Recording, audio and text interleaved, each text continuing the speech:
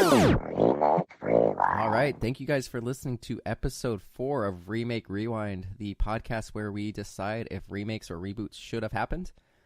I'm very excited about this episode. We're going to be doing one of my favorite action movies, and I definitely know one of, I think, Dustin's favorite movies in general, Point Break. Oh my God, yes. I am very excited about the potential for this episode, you guys. Yes, I will not deny. The 1991 Point Break movie is definitely one of my favorite movies. Legitimately. And then, Xavier, you have never seen Point Break before this, correct? Yeah, so up until a couple of days ago, I had never actually seen Point Break, either the original or the remake from 2015. Oh, I got some thoughts. I got some real thoughts, you guys. And I'm drinking some bourbon right now. That's cool, man. So I'll tell you this. So I was born in 1981. So this movie came out in 91, so I was 10. And I remember distinctly the first time I saw this movie was on television. So it would probably have been, like, you know, a couple of years after it had been in theaters, right? That I watched this movie on TV, and I was blown away. This is an amazing movie. I remember watching this as a kid on TV, so definitely like a watered-down Diet Coke version of it. And I remember loving the skydiving scenes. I remember him drop-kicking the dog in the chase sequence. Oh, dude, yeah, the skydiving scenes, the foot chase, dude. Like, the foot chase was amazing when you're a child watching this movie, where it's just Johnny Utah trying to chase down Bodie, you know? And it's crazy and awesome. They're, like, running through all the houses and, like, the backyards and, like, all that stuff. And, like, I don't know, man. Like, I had watched this, and then, like, X-Files was on at the same time, and those were supposed to be FBI agents, and I felt like there were two really different portrayals of FBI agents put in front of me on television. Yeah, I definitely, as an adult watching this movie, appreciate it so much more because those one-liners just do not work on TV being censored. In fact, Dustin, we're not going to talk about where we actually work, but there was a point where we were giving this movie out on Blu-ray to our associates for prizes for doing a good job. That's how much we liked this movie. So we're definitely into it. Xavier, I know this is your first time, so I think we should just get into it and kind of define our criteria for today's episodes. What do you guys think are some things we should be talking about? Man, all right. So, yeah, I definitely think we want to contrast. Obviously, these are both action movies, right? So, you know, yes, how the action is executed, directed, put onto film, I think will be it's a good comparison to make. I would like to touch on just the differences between the characters, right? Like we have the same, we definitely have to talk about the two Utahs and the two Bodies. Exactly. I mean, and the two Papas. Don't leave out Papas. Papas. And I mean, man, past that, honestly, man, I think we need to touch on the spirituality of these movies, dude. Like, were there a spiritual element is a to these big movies thing that we need to be talking about. And yeah, I think that's a pretty fair way to stack them up against one another. I think that's the best way. I just love that we're talking about a movie. It from is the early a deeply 90s with Keanu Reeves, spiritual and film. like, spirituality, Xavier. peace. Oh, there's some spirit to it. You remember the scene? So there's some spirit to me right now. The bourbon that I'm Utah ingesting. that surfing's the spirit, and he hopes he sticks. It's the with way it, of life, and it'll change his life. So and then let's he just does get into it. Oh yeah, it yes, did. Clearly, So it let's changed just a go lot of things. High level summary of the movie. Johnny Utah, Agent Johnny Utah, was a star quarterback for what was it, Ohio State? Ohio State. And somehow blew out his knee at the Rose Bowl. Yeah, but somehow every character in this movie is a college football fan and knows who Johnny Utah is. All surfers are college football fans. They must be, but in and of itself, that's kind of like a weird thing to have a pseudo-celebrity be an undercover agent. He goes undercover as himself. He doesn't even have a new name. Yeah, it doesn't make any sense. So he's an FBI agent. His first mission right out of the academy, he gets partnered up with veteran Papas, played by the wonderful Gary Busey. Oh, the amazing Gary Busey. The only... The one, the only. The Busey Prime. The eternally crazy Busey looking Prime. Well, you know what's funny about Gary this Busey. is I don't know what Gary Busey was thinking, but yes. he, 2 or 3 years after this movie came out, he was in a movie called Breaking Point. I don't know if he thought this was a sequel where his character survived, but I thought that was kind of interesting. So he gets partnered up with this rough agent who's been like picked on by John C. McGinley, the guy from Scrubs. And he has this wild theory that surfers are these bank robbers that have been robbing 10 banks a year for the last 3 years and have not been caught and have been super good. So Johnny goes undercover as a surfer and he almost dies. And then he just becomes friends with these surfers and gets too deep, undercover. Then you've got these surfers and it's great.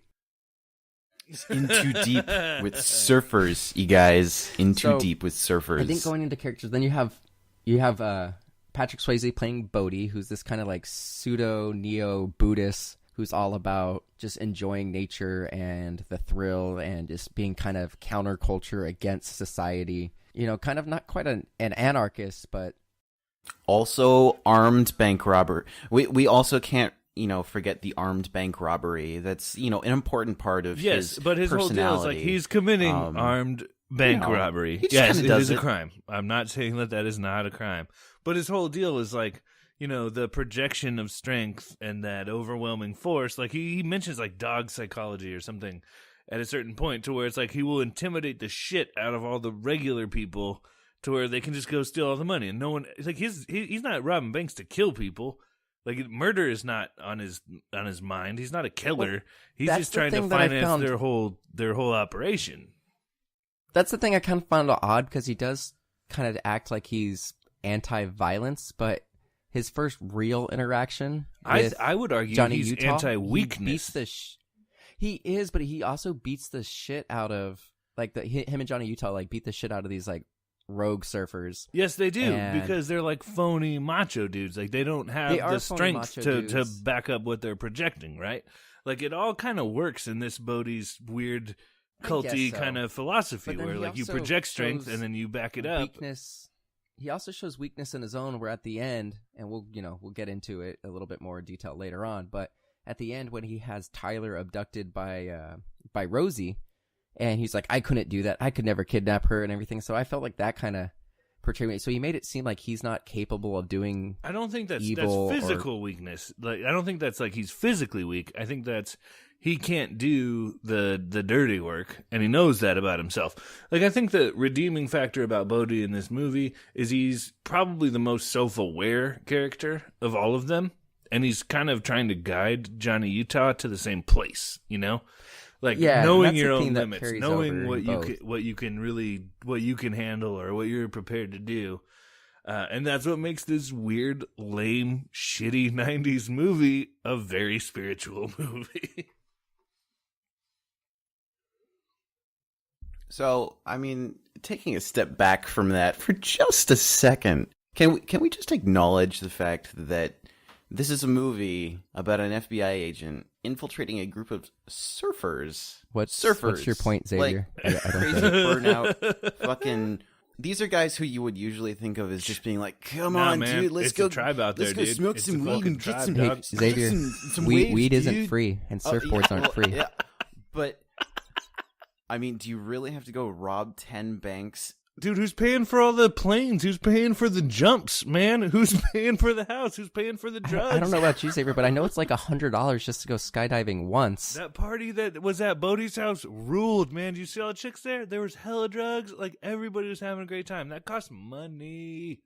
You gotta finance the carefree lifestyle. Yeah. And if it takes 4 or 5 dudes doing some hella bad shit, that's what the dead presidents are prepared to do, man. That's what they're ready to do. Ex-presidents, whatever. I just find it astonishing that someone at whatever studio this was produced at thought, surfers. Surfers are definitely the types of people who would go and rob banks. Rob banks and then not get caught for 3 years running after robbing. It makes a lot of sense. No one would ever suspect them. It's the perfect cover. It's not only that, but it's very much that they talk about it at the very beginning that these guys have a plan, and Bodhi is very meticulous and very thoughtful and knows exactly what he's doing. Yeah, like they never like hit the vault. They never like stay too long. Like they just take just enough. Like I don't know, man. They draw just enough attention to not, they don't draw enough attention to be like on the most wanted. And so I think it makes sense within the narrative of this movie. Okay, and so also you got to look at. Okay, so then getting into that, then like his whole motivation and stuff, and like the not staying so long that they're like going to get caught by the cops who are coming and all that stuff. Why later in the movie at the ultimate scene where Johnny Utah, which I mean that's an amazing name by the way, just let's throw that out there. Why when they bring Johnny Utah into the bank with them to sort of force his hand? Well, do they suddenly decide that, we have an FBI agent with us. Maybe we should go. Do they not know who they he is? do, and that's the point of that bank robbery is they've been got. They're pushing him to Johnny the Utah point. knows who they are. Break, They're man. pushing the point. They know they're going to go into Mexico, where I don't think they have extradition at that point. And they're just taking this last... man farther than he would have ever been willing to go. Like the only reason he's there is because of Tyler, Yeah, right? Tyler. Like they're just like it's just That's, Bodhi I think that was pushing this Tank guy. Girl. Like, I could be wrong. No, she is Tank Girl. That's Lori Petty, which she's beautiful in this movie, by the way. Oh, yeah. But no, they're Yes, but go ahead. But okay, so I understand. I don't. Johnny Utah's motivation for being there because he has actual motivation because like he's being forced into the situation. The question I have is why would they force him to be in that situation, and also why would they suddenly start going for the vault in the bank when they've never done it before? All the other henchmen, surfer dudes are all interchangeable. I know their names. It's Roach, Nathaniel, Gromit, but I couldn't tell you which one's which. They're all just as surprised as well when he tells them to go. So that wasn't planned. No, it that moment is between Bodhi and Johnny Utah. Kind of starting to lose his mind a little bit. That moment is between those two. Like it is right, Bodhi testing Johnny to see how far you can go. Yes. What are you willing to do? And also, like, if you think about like, what are you willing to do for Tyler? Like that woman was his ex-girlfriend, right? Like he's fencing with him in a weird way, but the stakes are super high, right? Like, I mean, I don't know. I think it's one of the as the movie ratchets up, it's hokey, fucking shitty drama. That's when it's getting real, man. Like Can I just point out really quick that this was directed by Catherine Bigelow? It's also James Cameron's wife at the time. Yes, Oscar-winning director of what was it? The Hurt Locker, Zero Dark 30. The Hurt Locker, right? I believe like one of her first big movies. So I think it's crazy that what's this, extra super masculine adrenaline thrill ride was directed by a woman. I think that's amazing, actually. Yeah, so a couple of years ago, I actually was fortunate enough to be able to attend Point Break Live here in San Francisco. Actually, I think it was at DNA Lounge, maybe 2 years ago. But one of the guests was Catherine Bigelow, the director of the movie, and she was able to kind of set up the whole thing. And if you're not familiar with what Point Break Live is, it is basically a play put on by, there's several actors, and from the audience, they select someone for the role of Agent Johnny Utah, and they provide them with cue cards and guide them through the whole movie. But to see how, proud she was of this film that she had made in 1991, just kind of reaffirmed my faith in this movie, I think. And it was a pretty cool time, man. Like, there's a lot of elements of this movie that I think, is as hokey and stupid, and it's full of plot holes and all that stuff. But there's a lot of movies that get made now that don't have the kind of charm that this one does, and I would include the remake of this one on the list of those. We'll get into that. So let's move into the action parts of the movie. I thought the action in this was great. What I thought was pretty interesting was how the movie opens. It has Bodhi surfing, and it has Johnny Utah going through his like FBI certification, and he's diving around in the mud and going up and doing shoulder rolls and shooting targets, and he finishes and it's like, Johnny Utah, perfect score. 100%. He's going to be this elite. Yeah, 100%. Like he's going to be because what's better than 100%? Nothing. I thought it was interesting how there was a parallel where they were both, wet, and he's in the rain and Bodhi's surfing. So I thought that was an interesting parallel to have the movie open that way. So that was a pretty interesting start. some of the surfing scenes were pretty cool. I thought the surfing at the night scene was really lame because it's very obvious that they were filming it during sunset or sunrise. Yeah, like day for night. No, man, you gotta get out there and surf at night, shore. dude. You gotta get out there and connect with Mother Nature. That football scene was pretty cool. You gotta too. play Like, it was pretty football good, by the light of fucking headlights and 12 cars. bonfires, man. That's how football is meant to be played. Everyone knows this. What I thought was funny about that scene is that it shows just a bunch of Johnny Utah throwing the ball, and then it shows a bunch of Bodie throwing the ball, and then it shows Bodie do like a quarterback sneak. He starts running, and he's 30, 40 yards ahead. Utah gets blocked like 5 or 6 times, but he's still able to catch him. He tackles him, and all the surfer guys Well, are like, I don't know if you've ever doing? watched a professional football game, but often quarterbacks will tackle other quarterbacks. It happens all the time. All the time. But then they're all pissed and they're ready to fight him, and they're like, "Don't you know who this is? Oh shit, it's Johnny Utah." So Yeah, no, it's it's ridiculous. It's just ridiculous. Like, yeah, of course they all know who he is because this one dude said who he is, and then, oh yeah, you were Johnny Utah. What happened to you? And then, like, he tells his stories, like, oh yeah, I was playing all day. I got my knee bent back about 90 degrees the wrong way, and then I went to law school. Like, what? Like, that doesn't even make sense. Yeah, it's weird. And I want to go back to character really quick because Johnny is super manipulative, so he decides that Tyler is going to be his in to the surfer. Yeah, and it's just his lies to her. Her parents died, lies and says his parents died, and he's been living their dream, and that's why he moved to California to become a surfer to realize his dream. And she instantly is what a manipulative pile of garbage. I mean, I understand why he did it, but good goddamn. Oh, dude, he does it to her, and he does it to Busey's character, to Pappas, man, when he's like, oh, you're gonna go back to telling Nom stories. Oh, yeah, you mad? Are you mad?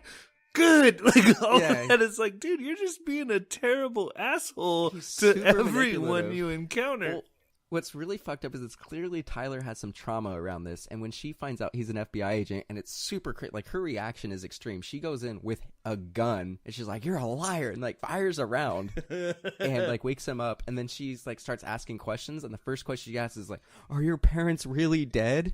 And he's like, "No, they live in Ohio," and it was like, that's a crazy reaction to have in that. So I just want to go back to that for a second. I gotta say, I am kind of on her same page because but not pull a gun crazy. Well, that's a bit of I mean, he has lied to her a lot. Yes. Okay. Yeah. Hang on there. He has lied to her a huge amount. They had dirty, gross beach sex on an LA beach, which, by the way, LA beaches are tar sands, so that's extra gross. But he has lied to her, he's manipulated her, and she hangs out with people who go and rob banks. They go rob banks. So why is it unreasonable to think that she would pull a gun on him? Well, I don't think she knew that they robbed banks. She may not have known that they robbed banks. And also, these are the same people that are willing to use her as a bargaining chip against Agent Johnny Utah. Later on, yeah. So, getting back to the action scenes, the raid on the I don't remember. Oh, like at the house? Called, at the house? Like the Bad Surfers. That was such an amazing it's awesome. Scene, and it's crazy. I just love how the whole thing could have... This whole movie, every death in this movie was 100% avoidable. Yeah. If they had walkies that were working, if Johnny went to the guy mowing the lawn and is like, "Hey, can you knock it off for a second? Like, I'm an FBI agent. I need to talk there to was my no boys, time. We can't, there was no time. Right? So there was no time to tell him to stop mowing the lawn, man. You got to raid the house. So they kill all these guys. There's that naked woman who like stabs a bunch of FBI guys. Women in that scene, and they're like the naked jumping women all do more over damage people and like stabbing and shit, like clawing at eyes and man, they did a better job than the actual gangsters did at defending their turf. They did better than the guys with shotguns and like Uzis and shit. They're badasses. And you had, of course, Anthony Kiedis from Red Hot Chili Peppers blow his own foot off. Then you had Johnny Utah's about to get his face rammed into a running lawnmower, and Gary Busey's Pappas like shoots a lawnmower that's right by his head to shut it off right before he's gonna get killed by a lawnmower. Thanks, Gary Busey. But it was a pretty cool scene. It was a great scene. The whole sequence was amazing. I mean, that was a great action scene, right? Well, actually, one of the things I noticed watching this time, and I've watched this movie a bunch, was there's a point where one of the FBI agents goes to tackle somebody, and you can see he totally slips and hits his head on the counter. And I'm like, fuck. Dude, that's just part of being an FBI guy, in. man. It's hard being in the FBI, dude. Sometimes you hit your head on the counter. So the skydiving scenes were, you know, amazing, fun. It doesn't make any sense that he would be able to do any of that stuff. Like his first time around, he's able to. We're also putting past the whole idea of being so angry that you would jump out of a plane without a parachute to catch a guy with a parachute to put a gun to his head to make him deploy it. Like that. That's an amazing scene. That character is clearly processing some deranged shit. You know, like he's going through some major stuff. The skydiving sequence is like the last one where he is like fucking just being cruel to the guy who's about to die, saying like, that's all the blood going out, you're getting really cool. Oh, like, yeah, that's great. That's great. It's like super angry with this guy who's just been kind of following orders, and he's never like pissed off at Bodhi. But then he jumps out, and like you said, like he's playing chicken, and he's just like holding on to this guy, and he's got his gun. He's like, you got to drop the gun, or you got to pull the thing, like pick one kind of thing. And that's what makes it a great movie. It's crazy. And then so good. He blows his knee out again. So for like the second time, and then Bodhi just gets away. Wait. But I want to Isn't it after he blows his knee out for the second time that he shoots his gun into the air? No, the first time is when he shoots it. So he actually does the famous thing that they talk about in Hot Fuzz in the chase sequence. So he blows his knee out for the first time in this movie. He blows his knee out twice in this movie then. If I remember correctly. So they're doing a stakeout on one bank. Yeah. So they're doing a stakeout because they have an idea that this is going to be a bank that they're going to hit. Papa sends Utah to go get some meatball subs. Two. You got to give me two. Utah, give me two. He only gets two. He doesn't get two for Papas and then one for him. No. He gets two and a tuna. No, he gets a tuna sandwich. He doesn't eat meatball sandwiches. He takes the skin off the chicken, bro. Come on. Oh, yeah. That's right. Okay. God, you didn't pay attention, Xavier. So, look, I'm sorry. I was drinking really heavily while watching this movie because I just couldn't handle it. So while he's getting these sandwiches, when Gary Busey's character should be watching the bank, he's reading like the funny papers and the bank robber, like the to be fair, in 1991, Calvin and Hobbes and The Far Side were probably at their peak. So you can't really fault him, dude. I mean, come on, they were way better than that now. This makes this really great scene. So Utah goes like, "Hey, you know what about that Cadillac?" And then as soon as he says that, they like come running out. They do this really great chase through the longest parking garage in the world. Then somehow they get out far enough ahead where they're able to go to a gas station, burn not their car, but another car, the cars, and get out. They end up getting into a foot race, and they're going through all these. But the houses. foot chase is a great action sequence. For any movie. One of the first movies, they had like a gyro. They called it the pogo, and they had like a camera that moved up and down on a person as they were running on either side, so they can see the person trailing and the person ahead. He punts a dog at this point. Like Bodhi throws a dog. Yeah. Like Johnny catches honestly, it and then I feel punts like it. that foot chase was an inspiration for a lot of action movies, and I would go as far as to say for like Grand Theft Auto games, man. Like that kind of like running through the city, jumping off of shit, jumping over shit. Like I don't know, man. Like there haven't really been a lot of those kind of sequences, and I think this is the one that set the bar. And so the last thing I kind of want to talk about, well, no, I think we've pretty much hit all the action scenes. The only one we didn't really talk about was that last bank robbery where the cop pretty much fucked the entire thing up. Like that cop should have known better than to try to take on five armed people by himself. Mistake. I mean, he died because he was an asshole. Like it wasn't because the ex-presidents were assholes. He was an asshole. Yeah, he just wanted to be the hero. And then you get to the airport when they're about to do the, take off for Mexico. Papa sneaks up, and I think it was Roach was with him, and he sneaks up on Papas and misses him, like, point blank, and then fires again, hits him twice. So Papas dies. Roach has already been, like, shot, like, once. So they're all, bleeding out, and then they get in that last skydive, which we already talked about. But every single death in this movie was 100% avoidable. If they were able to communicate correctly at the beginning with that raid, nobody would have died. If that cop wasn't an asshole, nobody would have died. If they just were smarter, nobody would have died. You're saying if they were smarter, but like, keep in mind, they are surfers, right? And they're also like, well, no, I mean even the FBI agents, Utah I'm saying and just Papas. for the surfer gang, like they're still a bunch of surfers, and they're totally under Bodhi's spell. You know, like he's kind of a weird cult leader to them, which kind of to an extent, I agree. This one, and we'll get into it a little bit more when we move into the second movie. This one, at least, I felt like they had a little bit of they layers. definitely like had more really agency than they do in the second one. Skeptical Yes. of it. They asked questions. They didn't just blindly follow Bodhi. Like when they were doing the bank robbery, they're like, "What the fuck are we doing? Why are we going after the vault? We never go after." So they weren't just these blind followers. Totally.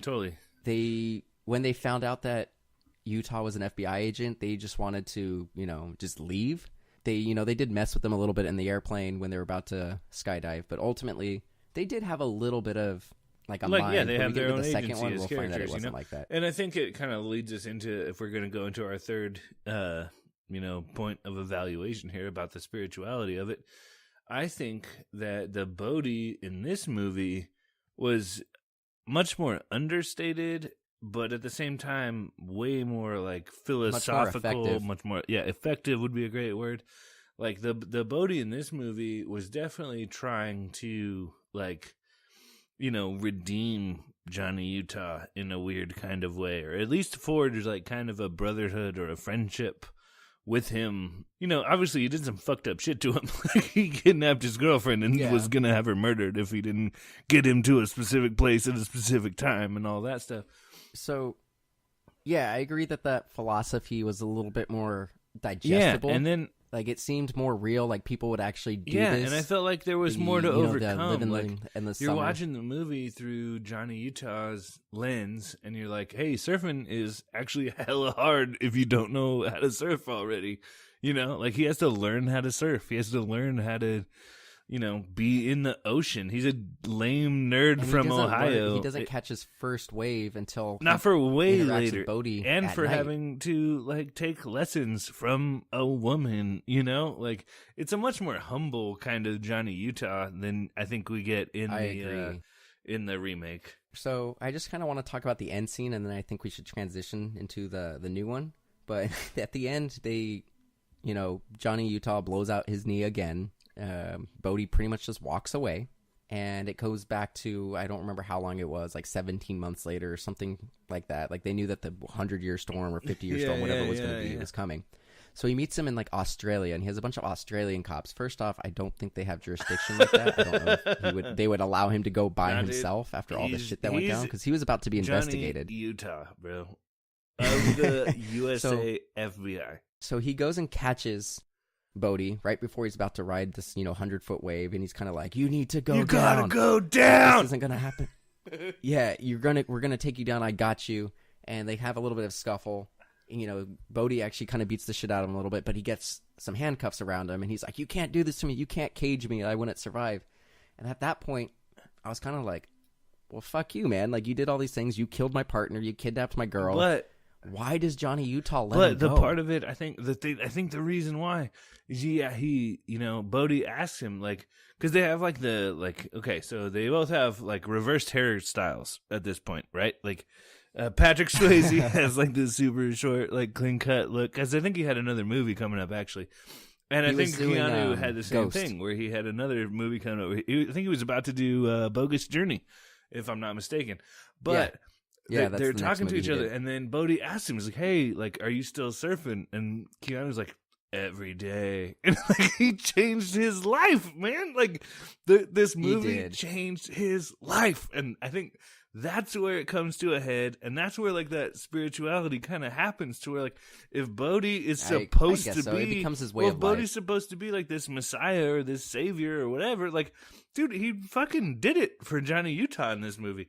And that's why he opens up the cuffs, and that's why he fucking tells him, dude, vaya con Dios. Go with God. So, excellent. I think, is there anything else you guys want to say about this one really quick before we wrap up and move to the 2015 version? I have nothing more. I think this movie speaks for itself. All right, so clearly I know I still enjoyed it. I know Dustin still enjoyed it. Xavier, how did you just feel about that movie? About the original? Yeah.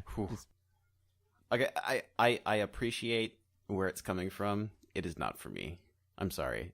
Fair enough. It's oh All boy. right, well, let's Vaya move con into Dios, bro. 2015. The only thing from the 2015, the only character I recognize, like Edgar Ramirez, I know who he is. Ray Winstone as Papas, and I've seen Teresa Palmer in something. But other than that, like I couldn't tell you who any of the people in this movie are. Even Johnny Utah, I have no idea who this guy is. And that speaks volumes to this movie. Well, I think he's best known for his work as a dirt bike hero and Monster energy drink salesman. So this movie it's almost like the reverse of the original one. So in this one, he starts off like dirt biking this thing that nobody's ever done before with his friend. Yeah. I think his name was Jeff. Oh, yeah, poor Jeff. They do Fuck, God, I miss Jeff. And this thing, like, it didn't look that gnarly until that jump at the end. Like, they were just riding on top of, like, some dunes. So my deal with, and I don't know that his name was Jeff, but if my friend Jeff and I decided to dirt bike around this ridge, and then we made this jump, and then fucking Jeff overshot it a little bit, I'd probably grab Jeff and not his motorcycle before they fell off the fucking thing, dude. Like, grab the guy. Don't grab the motorcycle. You can't lift a motorcycle. But you could maybe grab Jeff and save him and not have to watch him plummet to his death. That was my biggest gripe with the beginning of the movie. Yeah, it was a little weird. Grab your buddy, dude. So- Don't grab his bike. Grab your buddy. If anyone is listening to this that wants to take any kind of safety message away, grab your buddy. Grab your buddy. Don't grab his bike. So he starts off like the opposite of Johnny Utah, where he's like this extreme, I think they call him an extreme polyathlete. An extreme polyathlete. So he's not only this is a new career path an expert for millennials. Expert motocross person. He knows how to surf. He knows how to do all this. He And knows what I how thought was to. interesting- No, dude, come on. He knows how to surf. He knows how to snowboard. He knows how to glide like a squirrel. climb. He knows how to climb rocks. He knows how to there's nothing that he can't do. He's very good at everything. He's kind of like Mario in a weird way, like from Super Mario Brothers. Yeah, no, I knew exactly what you meant. He's a pro golfer, pro tennis player, Doctor. snowboarder, doctor. He's a plumber and a doctor. He could probably operate on you I think in a he battlefield might be situation. Mario from Super Mario Brothers. So he does all these things, and his buddy Jeff dies, and he decides to become an FBI agent. So the timeline of this is a little weird. They kind of do some exposition at the beginning. They say, he's like, why are you doing this? He's like, well, I was a polyathlete. My friend died. So I went back to college at 23 years old and spent 7 years in college and then became an FBI agent. So, like, this is definitely what I want to do. Is that how 'cause much who would do college it this takes in to become 23? an FBI agent? Just a question. Well, he Totally went to separate. school. He went to law school. So he went All and right, got his all right, GED, all right. went to college, went to law school, and then became an FBI. So But I think in- 7 years is actually pretty good for But doing all during that. the entirety of which he was still maintaining his peak level performance as an extreme polyathlete. He Well, found like the you time do. to, do polyathletics. Well, it's the hobbies that keep you young, man. That's true. I suppose so. My hobbies So- include painting miniatures and fucking yelling at my friends about movies. So I don't know that I can really do that. So he goes and becomes an FBI agent, and he's at like this little briefing and telling people, like, he finds out about them stealing a bunch of money from this big sorting facility at the the top of a skyscraper. And what was really weird was he was in this like room It with a was bunch of diamonds, FBI agents. Okay. Diamonds, It was okay, whatever. It was diamonds. some sort of Yes. sorting facility. So he's It was he's telling diamonds, man. people- So he's telling people that he has this theory that these are these polyathletes going after the Osaki 8. No. And during this whole thing while Wait. he's talking, he's got like his highlight reel playing behind. Oh yeah, him, no. like, a He's video got of him his surfing own and all this personal stuff highlight reel of his achievement. playing. Like, But my this question what I is, think was it the is. diamond sorting facility built directly on top of like a poor starving village? Because I might have Something been like really that. confused when I was watching it. Like, Well, no, that was actually later on. So another time they they get into an airplane. no, when they and then it's blast got, the like, a pallet motorcycles money. out of the side of the building over the top That of was- the poor people. I Yeah. don't know if Well, no, that was in the over same the top place. of the poor people's the plane.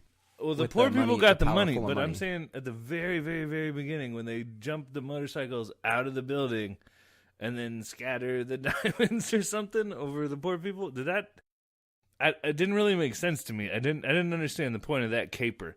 The caper with the money over the Central American village where they parachute like into the hole or into the cave, that made sense to me. But the diamonds over the poor people really did not, because it was like a skyscraper over the top of a shanty town. I don't really remember what happened with that. It's impossible to remember. That's what I'm saying. That's why this movie's terrible. So they go through, and he explains his theory, and there's these two FBI agents who are like, this doesn't make any sense. And those two FBI agents that kind of like shit on his theory were the actors completely who played right. They played Roach and Gromit We're in way the original better one. FBI agents than him. Well, I think it's just because these were the only two cameos. It was Roach and Gromit cameoed in the new one. Well, So I mean, that's who played those. Keanu is Keanu, and Swayze's dead, so we really... Yeah. So they go... he decides that this is what they're doing, and he just has this theory that they're going to be out in this big storm. He goes out with Papas and goes and tries to surf, and he like fucking steals the wave from Bodhi, just fucking wipes out. And I thought it was interesting that they tried to get the big wave thing out at the beginning of the movie to show that they're more extreme than the original one. And just immediately he's just like, oh man, Bodhi's the coolest, and he's just like hanging out with him on his boat. He's super in love with him from the beginning of this movie, dude. Instantly. And they're talking about like their next robbery in front of him while they're presumably unconscious, and they're like, they don't even care. And then he finds Teresa Palmer's character, I think it was like Sam Sosa or Samarosa or something like that. Samsara. And they go and have this weird swim with like rocks and stuff to keep them down. On a single breath, mind you. They swim to the bottom of the ocean, under some caves, and then back up to the surface. And that's when they realize that they loved each other. Yeah, so they do that, and then he, like, Papas is like, well, we didn't get anything. Papas so is an Englishman in this movie. Yeah, French. No, he's supposed to be French, is but he's totally English. He has like an English He's accent. supposed to be French, but he's English. Yeah, Ray Winstone is English, but he's supposed to be French. So he's a Frenchman with a British accent. Yeah. It makes lots of sense, you guys. Just like Beauty and the Beast. Yeah. So a song as old as rhyme. Papas is like, no, you can't do this. So he goes anyway to like Paris, and he finds this like underground fight club. Him and Bodhi like beat the shit out of each other. No, I think Bodhi just beats the shit out of him. So it was really and interesting. And then they smoke PCP together or something right by that burning car. Is that what they do? Yeah, they did something. Because I feel like these dudes wouldn't just smoke cigarettes; they would smoke PCP. Well, these guys wouldn't. They're extreme polyathletes, bro. I feel like they wouldn't smoke because they're all about the purity of the sport and like purity of the body and the That's line. why so it's PCP. I thought that was weird that they were smoking. Yeah.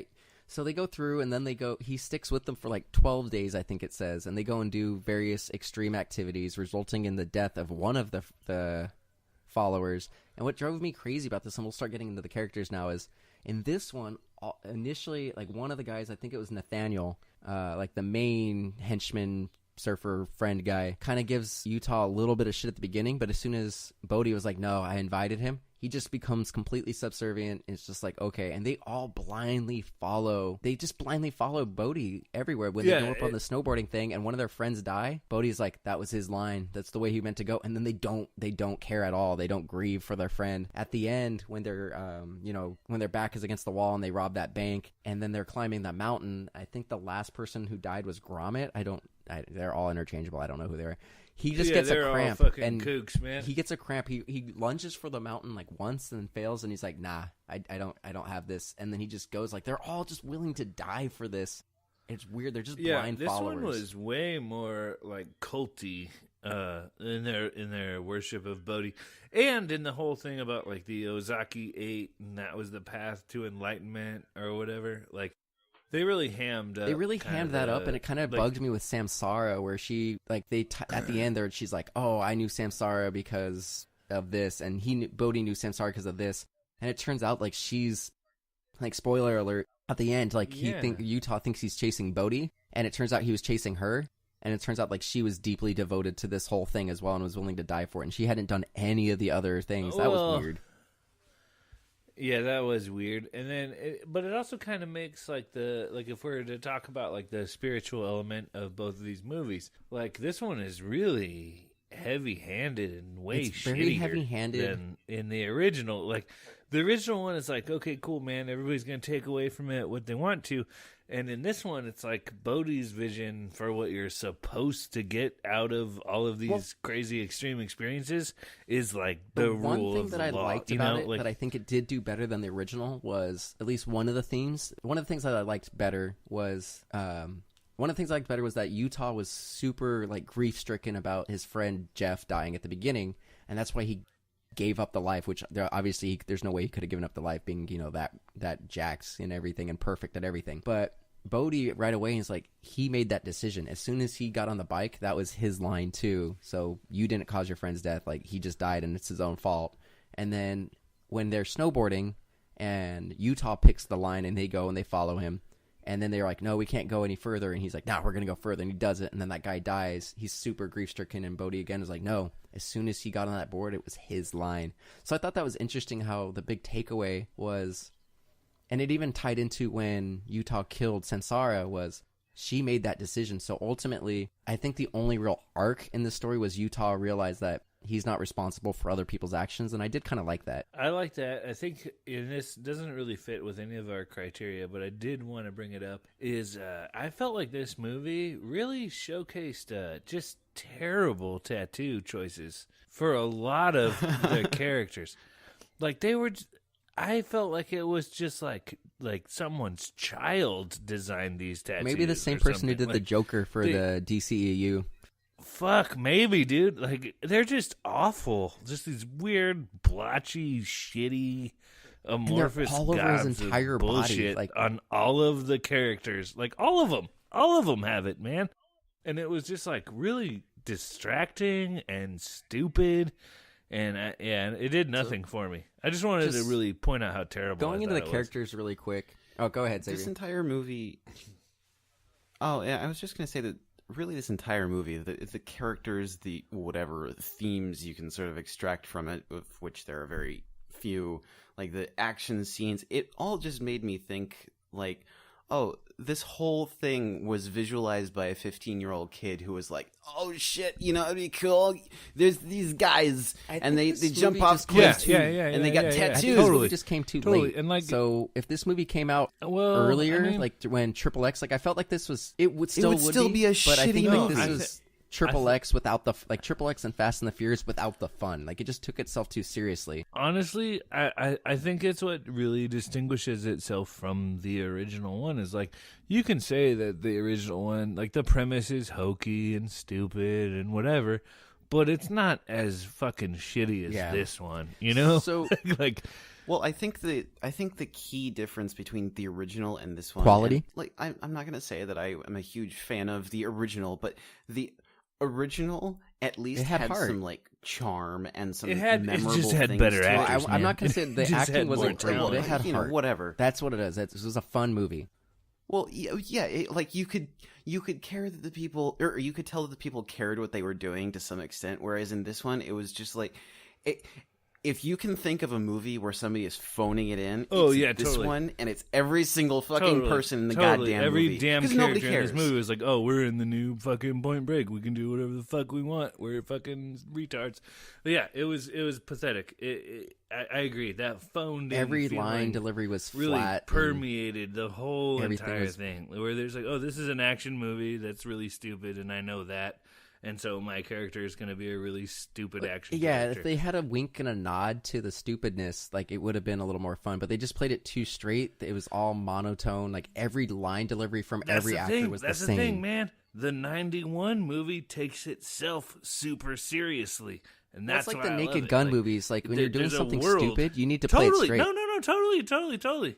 Like, the Naked Gun movies, like, dude, Point Break, the 91 Point Break could have been Naked Gun 3.5. Well, that's the thing. That's what made those movies so great. Like Airplane, the Naked Gun movies, Spy Hard, is it's farce, but they played it straight. This movie, they played it straight, but then the dialogue wasn't fun. So I want to go into the action sequences really quick. I think they were all bland, and like I was saying earlier, I feel like 2008, 2009 was when we saw like the wingsuits on YouTube and the surfing. Like, I think this was made 5 years ago. They were all better. super lame, super phoned in. Yeah, they were all just, okay, cool, we need an action sequence, so let's make it way too long, and let's have a stupid song play over all of it. CG rock slide. They weren't captivating. They weren't as captivating as the parachute sequences in the 91 movie. Everything they just was weren't. just so there was no element of danger. And also there was nothing like the scene where Keanu jumps out of a plane with no parachute. Like, the thing that they tried to there do was like that nothing was like when he that. jumped off that cliff onto, what is that called? Like the tram? Off the mountain? Like, he just runs off a cliff, jumps on a tram.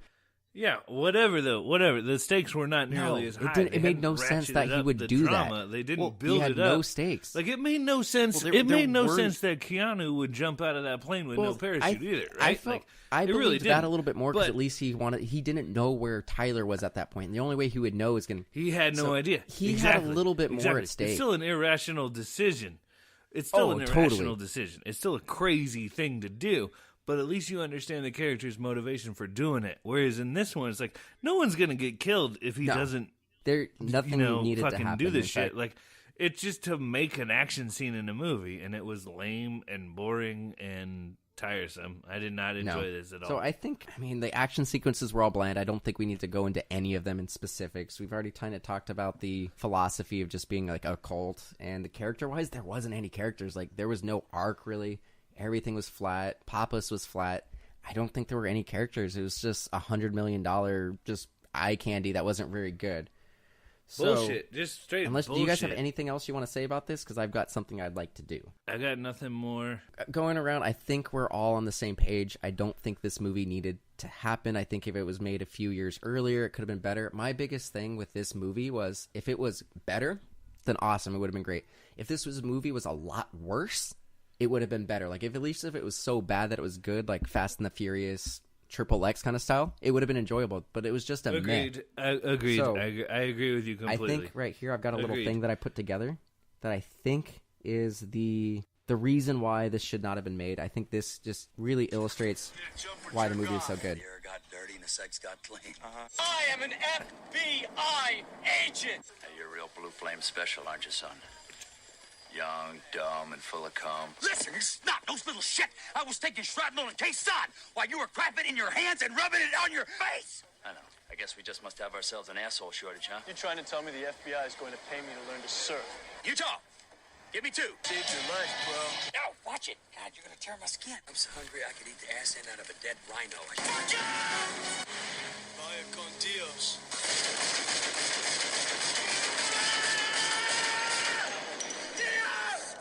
I think that seals the deal. That this should not have been made. That's no it. way. That's it. That's a wrap. Wrap on the. I don't think we ever need to do another episode of this podcast ever again. All right. So I wanted to get into some of our listener mail. We got a couple things. All right. So I got an email from Maria Verdugo that says, "Hey, if they were to remake any movie, what would it be and who would you cast?" Oh God. Actually, I've got one almost right away. So this is gonna seem kind of like sacrilegious, but I didn't see The Godfather until about 3-4 months ago. Yeah. And that's supposed to be one of the greatest movies of all time. And I was looking at it up at Wikipedia and everything because I honestly, while I thought it was great story-wise, there's a lot of things wrong with it. There's a lot of points where you can't really hear what's going on. The audio quality's up and down. There's a lot of things that they only had one take to do because they didn't have the money to redo it. So there's a lot of really bad takes in it. Yeah. I would think that The Godfather should be remade. Jeez Louise, man. Really? All right. Whatever. And if I had to cast it, I don't know. I think what I would do is have... Who are you casting as... Vito and Michael Corleone. For Vito, I think I'd have to get Robert De Niro back. He played the young Corleone. I think maybe have him play the old one for Sonny. Ooh, I don't know. Maybe like a Milo Ventimiglia. I don't remember. The guy from Heroes and Gilmore Girls and stuff like that. I don't know. I can't think of like a Michael or a Sonny. That one's tough, but I think that one would be one that I'd be willing to watch again because it was actually because I didn't grow up on it, and I've been at 28 years old being told that this is one of the greatest movies of all time, and then watching it with all these like imperfections, I was like, ugh. It was a little tough to watch. I liked the second one a lot better, but the first one had a lot of issues. Yeah, I don't have a movie that I feel needs to get remade. Really, the last movie that I watched, and I would throw this out for you guys, Natural Born Killers. Do you guys remember that movie? I've only seen it once, like a really long time ago. With and I just remember Woody Harrelson in the and sunglasses, Julia Lewis and stuff. Man, yeah, I don't really remember it. Yeah, I don't know if we can recast that one or redo that one, but I watched with my wife 10 minutes of that movie, and within those 10 minutes, she was like, I hate this. I want to go to bed. I do not want to finish. It's too upsetting. And I was like, damn, like that's a very strong reaction to a movie. And I don't feel like many movies would really rile her that way, But I'm not suggesting that it should be remade necessarily, but I just, I don't know. I bring it up because you're talking about a legendary, The Godfather's a legendary movie, right? Like I'm sure it's recasting controversial to say that. So you know what I would remake? Huh? I would remake any of the Star Wars prequels. I would keep the exact I would same unmake cast. every of the Star Wars prequels. Oh no! I would get like somebody crazy like Robert Rodriguez to direct, and get the exact same cast at their current ages, go and remake it with no budget, and I think it would be absolutely spectacular. Well, I mean, you're saying it would be very easy to remake very terrible films to make them better. Well, I mean, you're talking about like The Phantom Menace is a movie that does not have a protagonist. Like it's a terrible. There movie. is that. It doesn't. They're not good movies. So the last one we have before we get into the news is I got a tweet from Deep Toot that says, at MDXpods, do you like the angle they took with the Chips remake? Funny as hell, but don't know if everybody else liked the drastic change of the genre. Well, we're not really doing the TV shows, but I can tell you, like, I know my mom watched Chips when I was watched younger, Chips. and I saw a bunch of trailers for this movie, and it doesn't look fun. To me, it just looks dumb. Like, in the trailer, it has, like, 3 or 4, like, eating ass jokes in, like, a minute and a half trailer. It looks terrible, man. Like, it looks terrible. I have no desire to see it. I remember I watched the show Chips with my mother when it aired, and I liked the show as a child, and I think that, yeah, from what I've seen of the trailers, it looks like fucking eating ass jokes and like a bunch of dumb bullshit.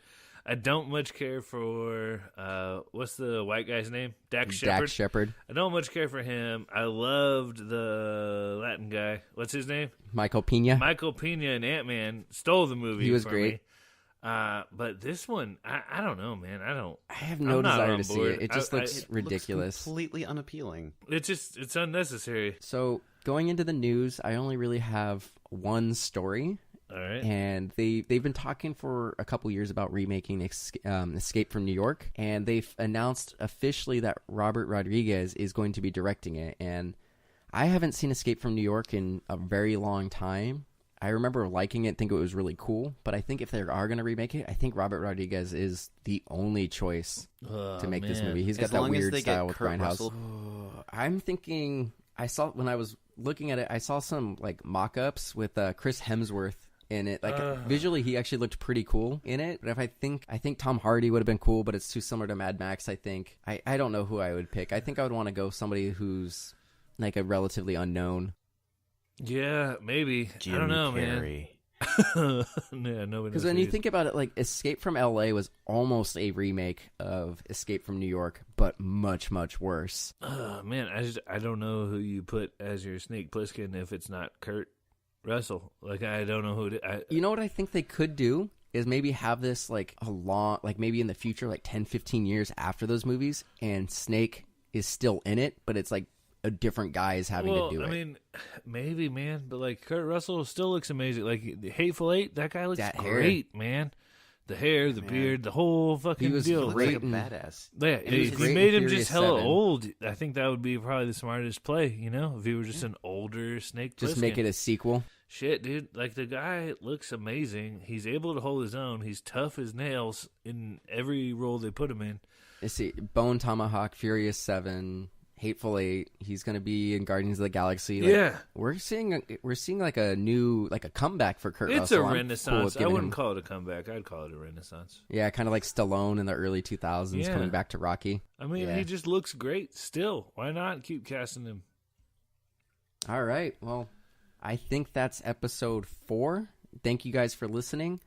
If you want to check us out, you can check us out on MDXpods.com. You can also check us out on Instagram and Twitter at MDXpods. We are also, I'm going to be starting up like a YouTube thing for this where we're going to make like a visual version of the podcast maybe a week or two after each episode comes out. So that'll be something that's coming up pretty soon. Also check out our new podcast. We have a new one called Ruin My Childhood, which is hosted by myself and Katrina Sherwood. You can follow her at pretty much every social media and YouTube at Katrina Ossity, KatriNaosity. And check us out on Patreon. Help us out. I know I'm leaning over awkward on this mic because I don't have a good rig to hang it. So I would love to get some money, at least get a microphone stand so I don't have to lean weird. So help us out if you can spare, $1 or so every month to help us out get even better audio quality and just make the podcast better. You guys have anything you guys want to end with? I just want to, give a special thank you to everyone who was able to endure the entirety of this episode. Point Break is near and dear to my heart. And it's honestly one of my favorite movies, so I'm really hoping you liked listening to us talk about it. Thank you all very much. Yeah, I just want to give a big shout out to all the people who contributed bourbon on my birthday, because I would not have made it through the second Point Break movie without an extensive supply of said spirits. Because good God. All right. Episode 4. Thank you guys for listening. Bye. Bye.